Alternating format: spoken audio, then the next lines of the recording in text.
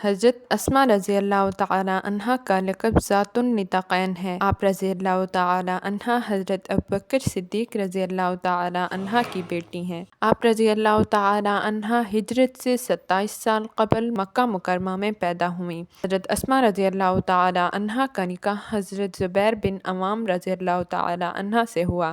آپ رضی اللہ تعالی عنہ نے اپنے شوہر کی طرح قبول اسلام میں سبقت کی۔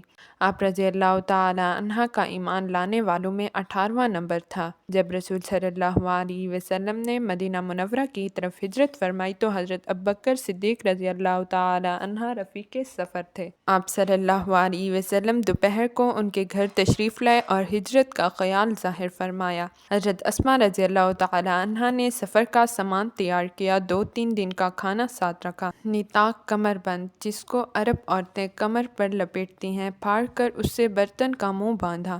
یہ وہ شرف تھا جس کی بنا پر آج تک ان کو ذات النطاقین، 2 کمر بند والی کے لقب سے یاد کیا جاتا ہے۔ حضرت اسما رضی اللہ تعالی عنہا مدینہ منورہ پہنچ کر رسول صلی اللہ علیہ وسلم کی خدمت میں حاضر ہوئیں اور قباء میں قیام کیا۔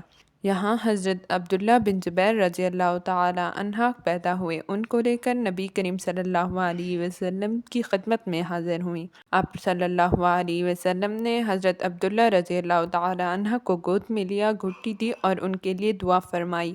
عہد بنو امیہ میں حضرت عبداللہ بن زبیر رضی اللہ تعالی عنہ شہید کر دیے گئے۔ حضرت اسما رضی اللہ تعالی عنہا نہایت نیک طبع خاتون تھی۔ حق گوئی ان کا خاص شعار تھا۔ نہایت صابرہ تھیں۔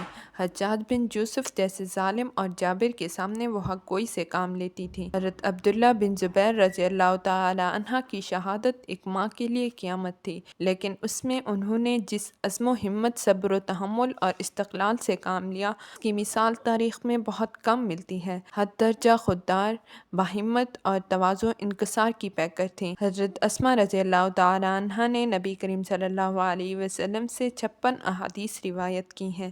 حضرت اسما رضی اللہ تعالی عنہا نے 73 ہجری میں 100 سال کی عمر میں وفات پائی۔